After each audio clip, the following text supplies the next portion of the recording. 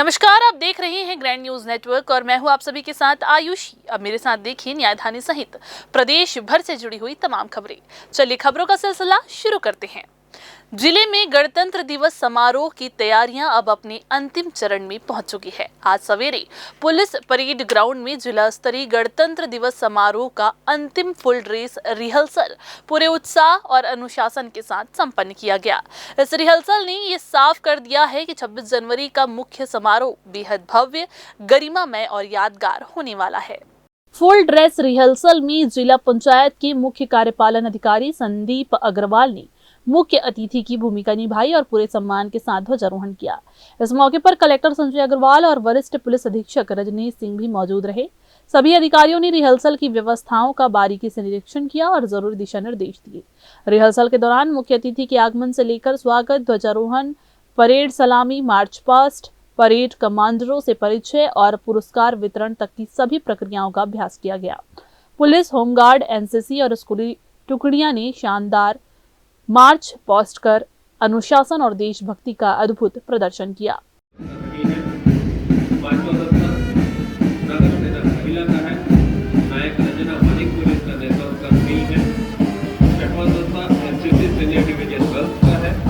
Junior under officer पूजा पूर्व नगरी का यह दस्ता मंच के सामने से गुजरता हुआ ओबे विद स्माइल के साथ काम करते हुए जिला पुलिस बल पुरुष चंदन सिंह बरकार के नेतृत्व में दस्ता मंच के सामने से गुजरता हुआ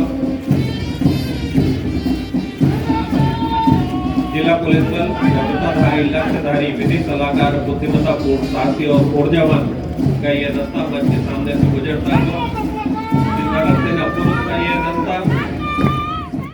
इस वर्ष का गणतंत्र दिवस समारोह इसलिए भी खास है क्योंकि छत्तीसगढ़ के मुख्यमंत्री विष्णुदेव साय पहली बार जिला मुख्यालय में पुलिस परेड ग्राउंड में आयोजित मुख्य समारोह में ध्वजारोहण करेंगे। मुख्यमंत्री की मौजूदगी को लेकर प्रशासन ने सुरक्षा और व्यवस्थाओं को लेकर विशेष तैयारियां की है। समारोह में स्कूली बच्चों द्वारा रंगारंग सांस्कृतिक कार्यक्रमों की प्रस्तुति दी जाएगी जो देशभक्ति, एकता और सामाजिक समरसता का संदेश देंगी। वहीं विभिन्न विभागों द्वारा शासकीय योजनाओं पर आधारित आकर्षक झांकियां भी निकाली जाएंगी जो आम जनता को योजनाओं की जानकारी देगी।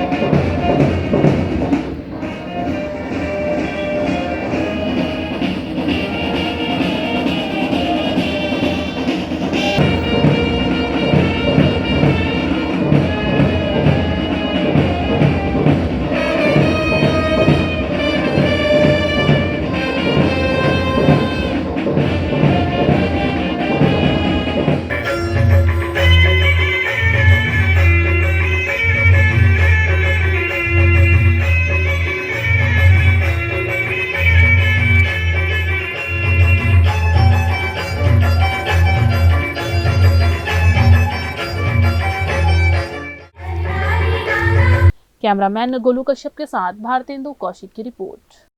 बिलासपुर के बृहस्पति बाजार को लेकर एक बार फिर से विवाद गहराता नजर आ रहा है। नगर निगम ने बृहस्पति बाजार के सब्जी व्यापारियों को गोंडपारा स्थित मुन्नूलाल शुक्ला स्कूल मैदान में शिफ्ट करने का नोटिस जारी कर दिया है। नोटिस मिलते ही व्यापारियों में हड़कंप मच गया है और नाराजगी खुलकर सामने आ रही है। व्यापारियों का आरोप है कि बिना किसी ठोस तैयारी के उन्हें जबरन दूसरी जगह भेजा जा रहा है। गोड़पारा मैदान में न तो चबूतरे बनाए गए हैं और न ही शेड की कोई व्यवस्था है। सुरक्षा के नाम पर बाउंड्री तक मौजूद नहीं है। व्यापारियों का कहना है कि मैदान में इतनी ज्यादा धूल है कि सब्जियां खराब हो जाएंगी। ऐसे हालात में ग्राहक भी नहीं आएंगे और छोटे व्यापारियों के सामने रोजी रोटी का संकट खड़ा हो जाएगा। व्यापारियों ने नगर निगम से सीधा सवाल किया है कि क्या इस बात की कोई लिखित गारंटी दी जाएगी कि निर्माण कार्य पूरा होने के बाद सभी व्यापारियों को दोबारा बृहस्पति बाजार में ही जगह मिलेगी। दरअसल बृहस्पति बाजार को मल्टी लेवल सब्जी बाजार के रूप में विकसित करने की योजना पर काम किया जा रहा है। इसके लिए डीएमएफ मद से करीब 14 करोड़ रुपए की राशि स्वीकृत हो चुकी है। निगम अधिकारियों के मुताबिक इस प्रोजेक्ट को पूरा करने में कम से कम 1 साल का समय लग सकता है। इसी वजह से अस्थायी तौर पर व्यापारियों को गोड़पारा शिफ्ट किया जा रहा है। कलेक्टर संजय अग्रवाल ने भरोसा दिलाया है कि इसके बाद बृहस्पति बाजार में व्यापारियों के लिए चबूतरे, शेड पार्किंग और अन्य सभी जरूरी सुविधाएं विकसित की जाएंगी। प्रस्तावित मल्टी लेवल बाजार में 242 पक्के चबूतरे, 50 कार और 170 दोपहिया वाहनों की पार्किंग, फायर फाइटिंग सिस्टम और बेहतर स्टोरेज की सुविधा होगी। हम लोग यहाँ पे लगभग 300 से ज़्यादा व्यापारी हैं और हम लोग भी यही चाहते हैं कि भाई इस योजना को यहाँ से निरस्त किया जाए और बिल्कुल यहाँ पे सब चीज़ें व्यवस्था सब कुछ सुगम है। बाजार समिति वाले बहुत अच्छे से अपने इस व्यापार को, बाज़ार को बहुत अच्छे से सुव्यवस्थित करके रखे हुए हैं। यहाँ पे बाकायदा गेट है, कैमरा लगा हुआ है, सीसी रोड है, पानी की व्यवस्था, हमको किसी भी प्रकार की कोई कमी नहीं है। हाँ, बाहर की जो व्यवस्थाएं है जहाँ पे यातायात की बात आती है तो उसके जिम्मेदार हम सब्जी वाले नहीं हैं। वहाँ पे 5000 सुबेरे 5000 श्रमिक आके खड़े हो जाते हैं, शाम को ठेले वाले आ जाते हैं, तो वो उसके रिस्पॉन्सिबल हम थोड़ी हैं, सब्जी वाले थोड़ी हैं। वो चीज़ शासन को देखनी चाहिए, प्रशासन को उसमें कार्रवाई करनी चाहिए और बिल्कुल उनके लिए एक जगह सुनिश्चित करनी चाहिए। उनका भी पेट रोजी चलता है वहाँ से, तो उनके लिए जगह तैयार करनी चाहिए। और बिल्कुल सब्जी वाला जो व्यवसाय है यहाँ पे बहुत अच्छे से चल रहा है। लोग यहाँ पे सालों से कमा रहे हैं, कई दशक से लोग यहाँ पे बैठ के अपना रोज़गार चला रहे हैं, तो उनके साथ ऐसा अन्याय नहीं करना चाहिए। क्योंकि बृहस्पति बाज़ार बिलासपुर शहर का काफ़ी बड़ा मार्केट है और वहाँ पे काफ़ी लोग काफ़ी बरसों से वहाँ पे अपना काम करते हैं और पहले ये शहर का सेंटर ही था। धीरे धीरे समय के हिसाब से उसमें जो सुविधाएं होनी चाहिए उन सुविधाओं का विस्तार वहाँ करना आवश्यक है। इसके लिए एक प्रपोजल जो है बृहस्पति बाज़ार के रीडेवलपमेंट का एक है और इसमें परमानेंट दुकानें बनेंगी। गाड़ियाँ जो है वो सीधे दुकान तक पहुँच जाए, उस हिसाब से रैंप बनेंगे और एक बहुत अच्छी प्लानिंग है। बट इसमें उसी जगह को खाली करके हमको बनाना होगा। इसके लिए नगर निगम लगातार हमारे जो भी स्टेक होल्डर्स हैं उनके साथ बैठक कर रही है और मुझे लग रहा है सब लोगों की सहमति से हम सब लोग बिलासपुर में एक बहुत अच्छा मार्केट दे पाएंगे हम लोग। फिलहाल प्रशासन ने दस्तावेज जमा करने के निर्देश दिए थे, जिनके तहत 217 व्यापारियों ने अपने कागजात जमा कर दिए हैं। अब सबकी नजर इस बात पर है कि प्रशासन और व्यापारियों के बीच ये विवाद कैसे सुलझता है। कैमरामैन गोलू कश्यप के साथ भारतेंदु कौशिक की रिपोर्ट। जिले के ग्रामीण इलाकों में अब स्वच्छता की दिशा में एक बड़ी और सराहनीय पहल शुरू हो गई है। गांवों में सेप्टिक टैंकों से निकलने वाला मलय कीचड़ का निपटान अब वैज्ञानिक तरीके से किया जा रहा है। नगरीय निकायों और ग्राम पंचायतों के बेहतर समन्वय से ये व्यवस्था जमीन पर उतर चुकी है। अब तक ग्रामीण क्षेत्रों में सेप्टिक टैंक भरने के बाद उसकी सफाई की कोई पुख्ता व्यवस्था नहीं थी। मजबूरी में मल कीचड़ को खुले मैदानों या नालों में बहा दिया जाता था, जिससे बीमारियों का खतरा बढ़ता था और पर्यावरण भी दूषित होता था। इस गंभीर समस्या को देखते हुए प्रशासन ने नई व्यवस्था लागू की है। नई प्रणाली के तहत गांव से निकलने वाला फीकल स्लज सीधे FSTP यानी कि फीकल स्लज ट्रीटमेंट प्लांट तक पहुंचाया जा रहा है।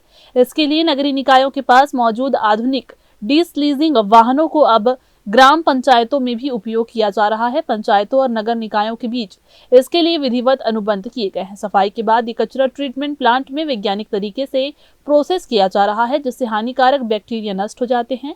उपचार के बाद निकलने वाले अवशेष से जैविक खाद तैयार की जा रही है, जिसका फायदा किसानों को मिलेगा। ग्रामीणों की सुविधा के लिए हेल्पलाइन नंबर और वाहन चालकों के संपर्क नंबर भी सार्वजनिक स्थानों पर लगाए गए हैं। जिला पंचायत स्तर पर पूरे सिस्टम की लगातार निगरानी की जा रही है। ये नई व्यवस्था न सिर्फ गाँव को साफ और सुरक्षित बनाएगी, बल्कि ग्रामीणों के स्वास्थ्य और पर्यावरण संरक्षण में भी अहम भूमिका निभाएगी। कैमरामैन गोलू कश्यप के साथ भारतेंदु कौशिक की रिपोर्ट। जिले में समर्थन मूल्य पर धान खरीदी की रफ्तार अब एक चिंता का कारण बनती जा रही है। समितियों की तय लिमिट और धीमी प्रक्रिया किसानों के लिए एक बड़ी बाधा बन गई है। मौजूदा हालात ये इशारा कर रहे हैं कि इस बार धान खरीदी का लक्ष्य अधूरा ही रह सकता है। जिले में इस खरीदी सीजन के लिए 7,40,000 मीट्रिक टन धान खरीदी का लक्ष्य तय किया गया था, लेकिन अब तक सिर्फ 5,97,000 मीट्रिक टन धान ही खरीदी हो पाई है। पिछले 55 दिनों में औसतन प्रति दिन करीब 10,855 मीट्रिक टन धान खरीदा गया। अगर यही रफ्तार आगे भी रही तो कुल खरीदी महज 6,40,000 मीट्रिक टन तक ही सीमित रह सकती है। इसका सीधा मतलब है कि जिला लक्ष्य से लगभग 99,555 मीट्रिक टन पीछे रह जाएगा। किसानों के अनुसार अगर खरीदी की गति नहीं बढ़ी तो उन्हें मजबूरी में समर्थन मूल्य से कम दाम पर धान बेचना पड़ेगा। किसानों की परेशानी की बड़ी वजह समितियों में तय की गई दैनिक खरीदी सीमा, टोकन मिलने में देरी और भौतिक सत्यापन की लंबी प्रक्रिया है। कई बार किसान अब भी अपने धान को खरीदी केंद्र तक नहीं पहुंचा पाए हैं। कागजों में खरीदी की अवधि 2.5 माह बताई गई, लेकिन शनिवार, रविवार और सरकारी छुट्टियों को जोड़ दें तो करीब 16 दिन यूं ही निकल गए। नतीजा ये रहा कि किसानों को सिर्फ 59 कार्य दिवस ही मिले हैं। अब सवाल ये है कि बचे हुए समय में प्रशासन खरीदी की रफ्तार बढ़ा पाता है या फिर किसान एक बार फिर से नुकसान झेलने को मजबूर होंगे। कैमरामैन गोलू कश्यप के साथ भारतेंदु कौशिक की रिपोर्ट। छत्तीसगढ़ शासन द्वारा प्रशासनिक फेरबदल और रायपुर में कमिश्नरी प्रणाली लागू होने के बाद भारतीय पुलिस सेवा IPS के अधिकारी रामगोपाल गर्ग ने बिलासपुर रेंज के नए पुलिस महानिरीक्षक IG के रूप में अपना पदभार विधिवत ग्रहण कर लिया है। उल्लेखनीय है कि पूर्व IG डॉक्टर संजीव शुक्ला को राजधानी रायपुर का पहला पुलिस कमिश्नर नियुक्त किए जाने के बाद बिलासपुर रेंज की महत्वपूर्ण जिम्मेदारी रामगोपाल गर्ग को सौंपी गई है। कार्यालय पहुंचने पर पुलिस अधिकारियों ने उनका आत्मीय स्वागत किया, जिसके पश्चात उन्होंने विभागीय कामकाज की समीक्षा की। पदभार संभालते ही नई IG ने अपनी प्राथमिकताएं स्पष्ट कर दी है। मीडिया से चर्चा के दौरान उन्होंने कहा कि वर्तमान समय में बढ़ता साइबर क्राइम पुलिस के लिए एक बड़ी चुनौती है, जिससे निपटने के लिए विशेष रणनीति तैयार की जाएगी। उन्होंने 2 टूक शब्दों में अपराधियों को चेतावनी देते हुए कहा कि रेंज में अपराध नियंत्रण उनकी शीर्ष प्राथमिकता है और किसी भी घटना में केवल सतही जांच नहीं बल्कि अपराध की जड़ तक पहुंचकर दोषियों के खिलाफ कड़ी कार्रवाई सुनिश्चित की जाएगी। एक चुनौतीपूर्ण कार्य रहा है, क्योंकि जिस हिसाब से अर्बनाइजेशन होती है, इंडस्ट्रियलाइजेशन होती है, तो डेफिनेटली अपराधों में बढ़ोतरी होना स्वाभाविक है। तो हमारे लिए चैलेंज रहा है हमेशा ही कि उन अपराधों को कैसे हम कंट्रोल करें, खासकर साइबर क्राइम को। साइबर क्राइम में नई नई टेक्निक्स के साथ क्राइम किया जाता है। मेरे हिसाब से साइबर क्राइम ज़्यादा बड़ी चुनौती है। पहले तो जो पुलिस है, पुलिस एक साइलो में वर्क नहीं करती है। Police is accountable to courts. Police के जो हमारे थाना का स्टाफ है, they are accountable to senior officers. तो अगर किसी ने गलत मंशा से कुछ भी किया है तो वो लायबल हैं, चाहे वो कोर्ट के एक्शन से, चाहे वो डिसिप्लिनरी प्रोसीडिंग्स के। तो अगर किसी के विरुद्ध स्पेसिफिक कुछ कंप्लेंट है या कुछ भी जो वो हमारी नॉलेज में लाएंगे अगर, तो डेफिनेटली हम उसमें एक्शन लेंगे। हाँ, डिस्क्रिशन कई बार रहती है कि अपराध घटाना या बढ़ाना, वो डिपेंडिंग ऑन फैक्ट्स होता है। तो उस चीज़ को, हर चीज़ को हम अगर मंशा उनकी गलत मानेंगे तो वो सही नहीं है।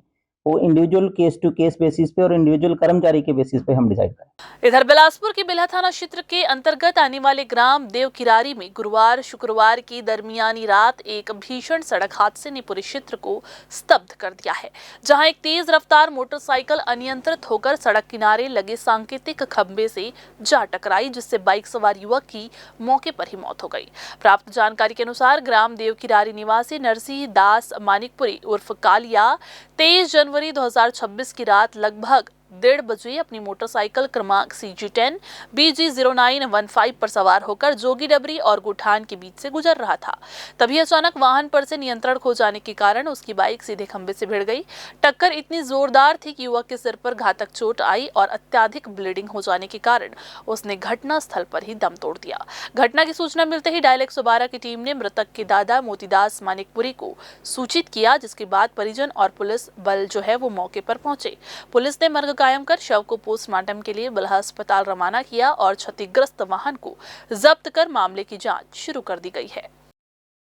तो ये थी आज की बुलेटिन की तमाम खबरें। अगले बुलेटिन में फिर होगी आपसे मुलाकात। तब तक के लिए पूरी टीम के साथ मुझे दीजिए इजाजत। नमस्कार।